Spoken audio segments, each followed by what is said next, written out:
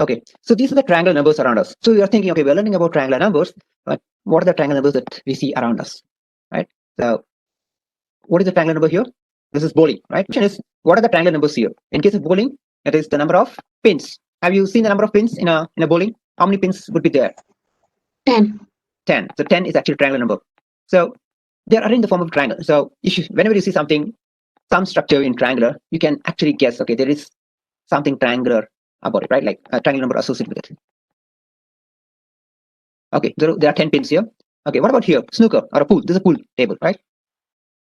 So what is triangle? What is triangular here? The number of balls inside There are that usually 15. triangle. Yes, there are 15. So 15 is a triangular number, right? The number of balls here. And in snooker, actually the number of red balls, right? The number of red balls they keep at the center. If you count, it will be 15.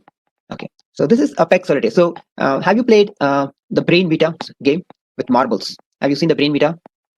Right, that's a very popular game in India. Okay, right? Brain Vita. Yes. So another version of the Brain Vita where the board is triangular, right? The board is triangular in shape, and it's called a triangular peg solitaire, right? So that is this game. So the number of pegs slots would be 15 here. Okay, it could be 15 or it could be 21, right? So that's triangular number. And in dominoes, right? So if you have a domino set at home, so soon after the meeting, go and count the number of pieces that are present there.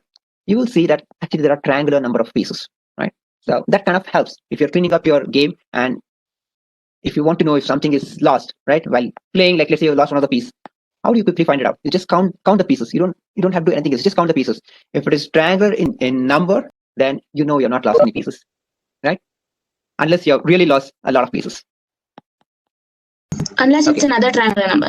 Exactly, which is unlikely. You're going to lose 1 or 2, right? Generally, but not more than that. Like, no, there'll be 28 pieces, but if you lose 7 of them, you'll get 21, and you think, okay, it's correct, right? So, but it's very unlikely you're going to lose 7 of them.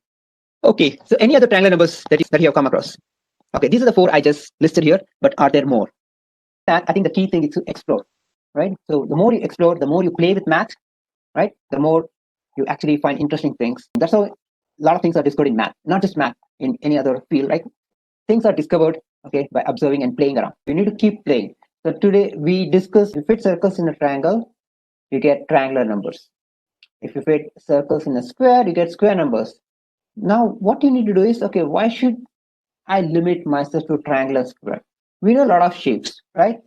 So we can play. So what you can do is, after the session, you can draw a pentagon, you can draw a hexagon, and try to see how many circles you can fit, and see if you see a pattern, right? You can check whether there's a pattern. Like we found like 1, 3, 6, 10 here. We found 1, 4, 9, 16. Maybe here you'll find something else.